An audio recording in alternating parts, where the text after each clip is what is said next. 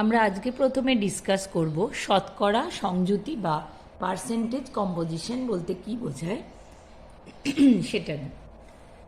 Percentage composition বলতে বোঝায় কোনো যৌগ, ধরা যাক যৌগটি হলো এবি, ওই যৌগটির 100 ভাগ ভরের মধ্যে 100 ভাগ ভরের মধ্যে তার কম্পোনেন্ট বা উপাদানগুলি অর্থাৎ এটি কতটা ভাগ উপস্থিত রয়েছে সেই সংখ্যাকে, অর্থাৎ যৌগটি 100 ভাগ ভরে এর যদি এক্স ভাগ থাকে তাহলে বলা হবে এর শতকরা সংযুক্তি এক্স শতাংশ। তাহলে বি এর থাকবে 100 - এক্স ভাগ, বা একে যদি ওয়াই ভাগ বলি তাহলে বলা হবে বি এর শতকরা সংযুতি y%। এক্সাম্পল নিলে আমরা ভালো করে বুঝবো। Na2SO4 এ সোডিয়াম, সালফার এবং অক্সিজেনের শতকরা সংযুতি নির্ণয় করো। আগে কি করতে হবে, সেক্ষেত্রে Na2SO4 এর আণবিক ভর ক্যালকুলেট করতে হবে। দেখো 2 × 23 + 32 + 4 × 16 142। তাহলে এখানে উপাদান মৌলগুলো সোডিয়াম, সালফার এবং অক্সিজেনের শতকরা সংযুতি কি করে নির্ণয় করব? সোডিয়ামের শতকরা সংযুতি হবে, কতটা সোডিয়াম এখানে আছে 2 × 23 ডিভাইডেড বাই এর মোলার মাস যৌগটি 142 × 100। সিমিলারলি সালফার এখানে কতটা আছে 32 ভাগ, তাহলে 32 ডিভাইডেড বাই 142 × 100। অক্সিজেন কতটা আছে 4 × 16, 4টি পরমাণু, তাহলে 64 ডিভাইডেড বাই মোলার মাস 142 × 100। অর্থাৎ ওই 1 গ্রাম অনুযৌগে ওই মোল বা মূলকটির যে মৌলটা বা যে মূলকটার শতকরা সংযুতি আমরা নির্ণয় করছি, 1 গ্রাম অণু পরিমাণে তার যতটা ভর উপস্থিত আছে divided by molar mass into 100 করলে যে পরিমাণটা বেরোবে, যে আনসারটা বেরোবে, সেটাই হলো সেই মৌল বা মূলকের শতকরা সংযুতি বা percentage composition. Next example, calcium অক্সাইডে ক্যালসিয়ামের তুল্যাঙ্ক ভার 20, এর শতকরা সংযুতি নির্ণয় করো। ক্যালসিয়াম অক্সাইডে ক্যালসিয়ামের তুল্যাঙ্ক ভার 20। এই কথাটির অর্থ কি? এই কথার অর্থ হলো ক্যালসিয়াম অক্সাইডে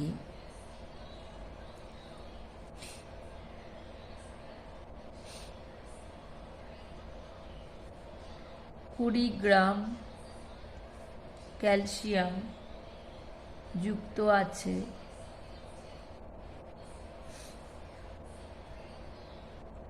8 গ্রাম অক্সিজেনের সাথে।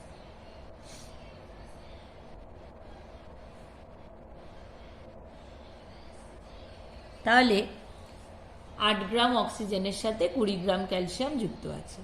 সুতরাং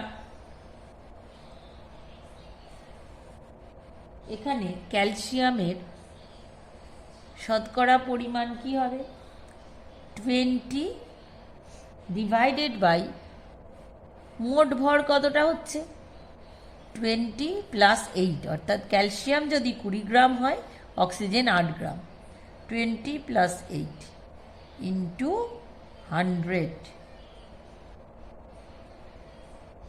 আনসার হবে 71.4। অক্সিজেনের পার্সেন্টেজ কত হবে? অক্সিজেন কতটা যুক্ত আছে 8 ভাগ, তাহলে ডিভাইডেড বাই 20 + 8 ইন্টু 100, 28.57। সুতরাং এইভাবে আমরা ক্যালসিয়াম এবং অক্সিজেনের পার্সেন্টেজ কম্পোজিশন নির্ণয় করতে পারব।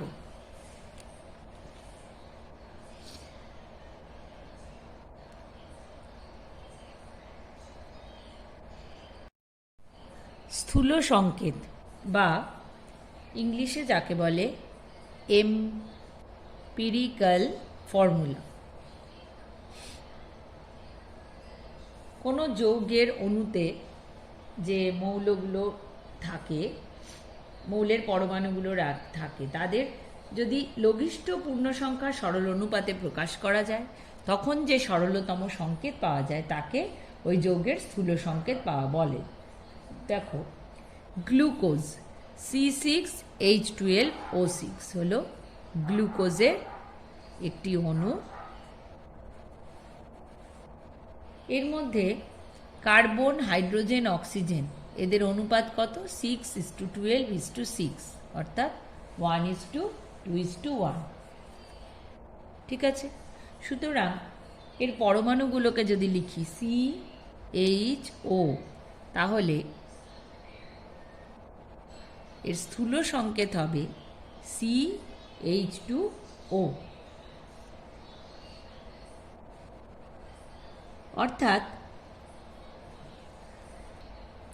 গ্লুকোজের অণুতে, গ্লুকোজ একটা যৌগ, তার অণুতে যে কার্বন, হাইড্রোজেন, অক্সিজেন যে পরমাণুগুলো রয়েছে, সেই পরমাণুগুলির পরমাণু সংখ্যাকে যে অনুপাতে প্রকাশ করা যায়, দেখা গেল সেটা একটা পূর্ণ সংখ্যা সরল অনুপাত। সেই অনুপাতের সাহায্যে যে সংকেতকে লেখা যায় তাকে বলা হয় স্থূল সংকেত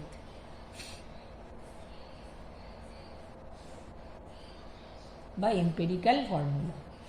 এখন এই স্থূল সংকেত বা এম্পিরিক্যাল ফর্মুলা থেকে সাথে আণবিক সংকেতের সম্পর্কটা কীরকম হবে? ধরা যাক CH2O, এখানে CH2O একে যদি আমরা 6 দিয়ে গুণ করি, তাহলে কার্বন পরমাণুর সংখ্যা হবে 6, হাইড্রোজেনের 12, অক্সিজেনের 6, অর্থাৎ গ্লুকোজের ফর্মুলা আবার আমরা অ্যাচিভ করব। সুতরাং আণবিক সংকেত সমান সমান n ইন্টু স্থূল সংকেত। n হলো পূর্ণ সংখ্যা, এক্ষেত্রে n এর ভ্যালু কত? 6, তাহলে n হলো একটি পূর্ণ সংখ্যা, 1, 0, 1, 2 ইত্যাদি হবে n এর মান। এবং n হলো ওই যৌগের অণুতে উপস্থিত যে পরমাণুগুলো রয়েছে তাদের সর্বোচ্চ সাধারণ গুণনীয়ক। তাহলে দেখো, আবার একই স্থূল সংকেত দিয়ে কিন্তু দুটি আলাদা আলাদা যৌগ হতে পারে, ভিন্ন যৌগ। তাই স্থূল সংকেত বা এম্পিরিক্যাল ফর্মুলা দিয়ে কিন্তু বেসিক্যালি সেই যৌগটাকে আমরা চিনতে পারি না। কিছু কিছু যৌগের ক্ষেত্রে স্থূল সংকেত এবং আণবিক সংকেত সেম হয়, অর্থাৎ যাদের n = 1 তখন কি হয়? স্থূল সংকেত যা, আণবিক সংকেত তাই।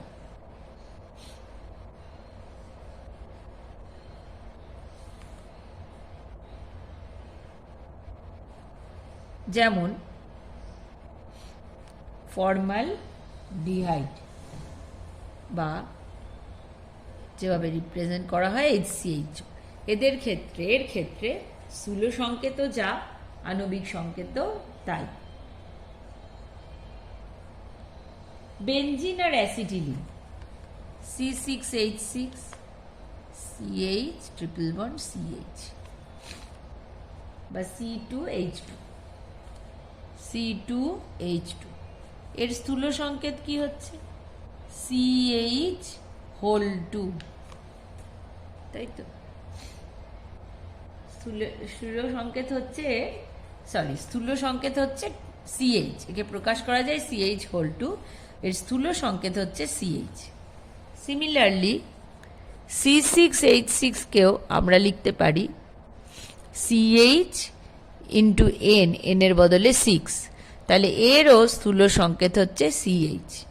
অ্যাসিটিলিনেরও CH, বেনজিনেরও CH। সুতরাং সেম স্থূল সংকেত বা এম্পিরিক্যাল ফর্মুলা কিন্তু আণবিক সংকেত আলাদা হতেও পারে।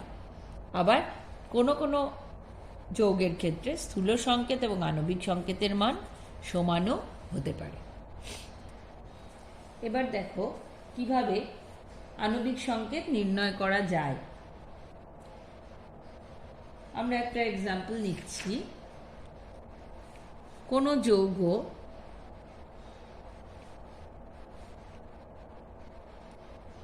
আমরা দেখছি কোনো যৌগে কার্বন 40%, হাইড্রোজেন 6.67% এবং অক্সিজেন 53.33%। এই ফিগারটা, এই ডেটাটা আমরা পেলাম। তার মানে আমরা জানলাম কার্বন, হাইড্রোজেন, অক্সিজেন দিয়ে সেই যৌগটা তৈরি। এবার এখন আমরা কি করে এর আণবিক সংকেত নির্ণয় করব? দেওয়া আছে মলিকুলার ওয়েট, দেওয়া আছে 30 গ্রাম পার মোল। তাহলে আগে আমাদের কি করতে হবে? আগে আমাদের এর স্থূল সংকেত নির্ণয় করে নিতে হবে। কি করে করব? আমরা একটু আগেই দেখলাম যে কি করে নির্ণয় করতে হয় না, উপাদান মৌলগুলোর অনুপাত যতটা করে রয়েছে, যে ভরে রয়েছে তার অনুপাত পার্সেন্টেজ বার করতে হবে এবং তার অনুপাত নির্ণয় করতে হবে।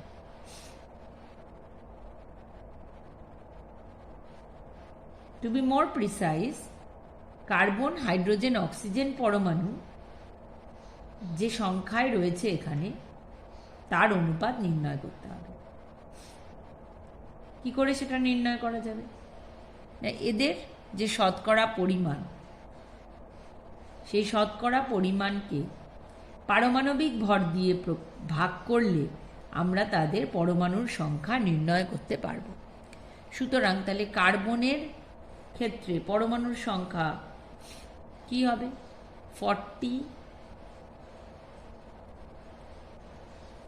40/12,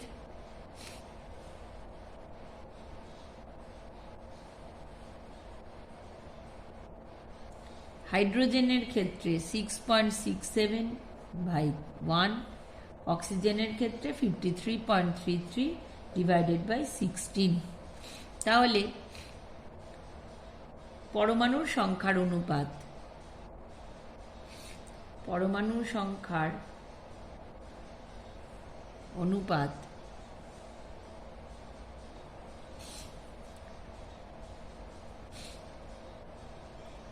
40/12 is to 6, C is to H is to 6.67 divided by 1 is to 53.33 divided by 16।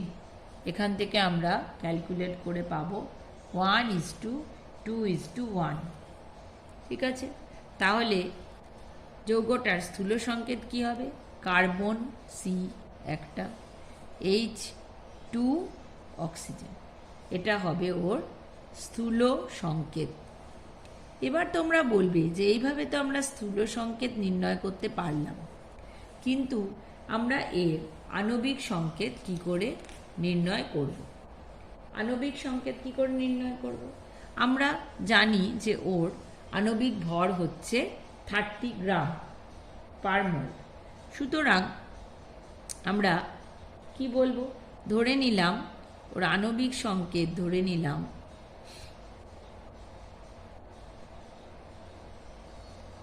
N×CH2O।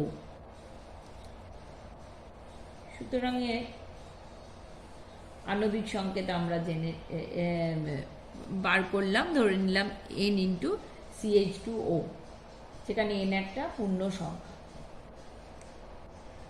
তাহলে আমরা ওর আণবিক ভর জানি, এবার মান বসিয়ে পাই।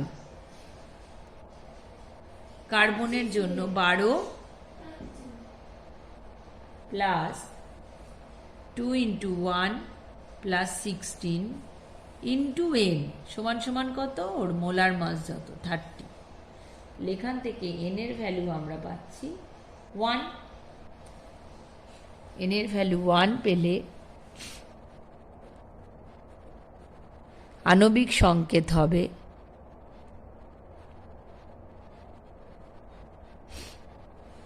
ওয়ান ইন্টু CH2O অর্থাৎ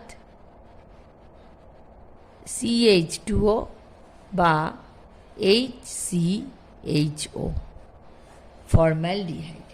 তাহলে আগে আমাদের পরমাণু সংখ্যার অনুপাত নির্ণয় করে সেখান থেকে স্থূল সংকেতের সাথে n গুণ করে যে আণবিক সংকেত হয় সেইভাবে লিখলাম এবং আণবিক ভরের সঙ্গে একটা আননোন নাম্বার n-কে রেখে ইকুয়েশন তৈরি হলো। সেখান থেকে n এর ভ্যালু পেলাম, অর্থাৎ আণবিক সংকেত আমরা লিখতে পারি n ইন্টু CH2O-র জায়গায় 1 ইন্টু CH2O, তার মানে ফর্মালডিহাইড। নেক্সট অঙ্ক, দুটি যৌগ যেগুলি যথাক্রমে A মৌলের দুটি অক্সাইড এবং তাদের মধ্যে প্রথম অক্সাইডে 27.5% এবং সেকেন্ড অক্সাইডে 30% অক্সিজেন আছে।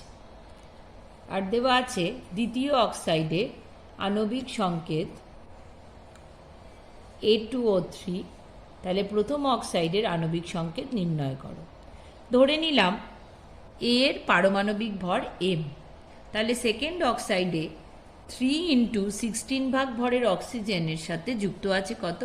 2m ভরের A, বা 48 ভাগ ভরের অক্সিজেনের সঙ্গে 2m ভরের A যুক্ত আছে। ঠিক আছে, তাহলে সেকেন্ড অক্সাইড বা দ্বিতীয় অক্সাইডে আণবিক ভর সমান সমান 2m প্লাস 48। এখানে পার্সেন্টেজ, অক্সিজেনের পার্সেন্টেজ কোথায়? A2O3-তে, অর্থাৎ এই সেকেন্ড অক্সাইডে কত হবে? 48 divided by 2m plus 48 into 100। ঠিক আছে, এবং এর মান দেওয়া আছে কত? 30%। সুতরাং এখান থেকে আমরা m-কে ক্যালকুলেট করতে পারবো। m বেরোবে 56। m যেহেতু 56, তাহলে ফার্স্ট অক্সাইডে বা প্রথম অক্সাইডে আমরা কি পাবো? প্রথম অক্সাইডে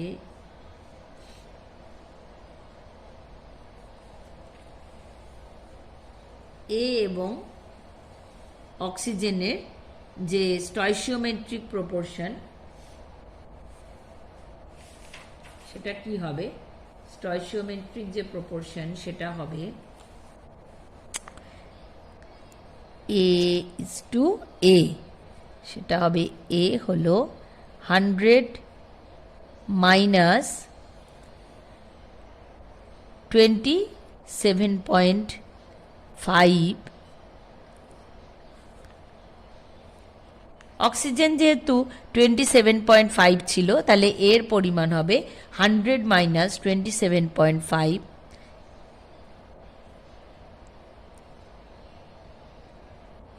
ডিভাইডেড বাই 56। যেহেতু ওর পারমাণবিক ভর আমরা আগেই ক্যালকুলেট করেছি 56, আমরা জানি যে ওটা মোট কত ভরের রয়েছে সেই মৌলটি, ডিভাইডেড বাই তার পারমাণবিক ভর করলে তবেই তার পরমাণু সংখ্যা আমরা নির্ণয় করতে পারবো। যাই হোক, এত ইজটু অক্সিজেন কতটা আছে? 27.5 ডিভাইডেড বাই কি হবে? 16। তাহলে এখান থেকে নিয়ারলি 3:4 রেশিওতে এ আর অক্সিজেনকে আমরা পাবো। তাহলে ফর্মুলাটা কি হবে? A3O4। এই হবে এর আণবিক সংকেত। তাহলে আমরা একবার দেখে নিই, দুটো যৌগ দেওয়া হচ্ছে, দুটো অক্সাইড। এ মৌলেরই দুটো অক্সাইড। ধরে নিতে হচ্ছে এর পারমাণবিক ভর m। তাহলে সেখান থেকে আমরা সেকেন্ড অক্সাইডের ফর্মুলা যেহেতু দেওয়া আছে, তাহলে আমরা তার আণবিক সংকেত ইন টার্মস অফ m লিখতে পারছি, এবং সেখান থেকে আমরা ওর শতকরা অক্সিজেনের পরিমাণ আণবিক ভর থেকে নির্ণয় করতে পারছি, এবং দেওয়া আছে তার মান হচ্ছে 30। সুতরাং এখান থেকে এম এর ভ্যালু পেয়ে যাচ্ছি। এম এর ভ্যালু বসিয়ে প্রথম অক্সাইডের জন্য আমরা A/O কী করে করতে পারবো? এর পরিমাণ আমরা জানি এবং অক্সিজেনের পরিমাণও আমরা জানি যতটা ভরে রয়েছে। তাহলে তাদেরকে ডিভাইড করতে হবে কত দিয়ে? তাদের অ্যাটমিক মাস দিয়ে, এবং সেই রেশিওটাই আমরা এই অক্সাইডটাকে প্রকাশ করতে পারলাম ওই রেশিওর সাহায্যে। তাহলে হলো A3O4 হলো ওর রাসায়নিক সংকেত, আণবিক সংকেত। তাহলে এইভাবে স্থূল সংকেত এবং আণবিক সংকেতের সাহায্যে আমরা এই প্রবলেমগুলো সলভ করতে পারছি।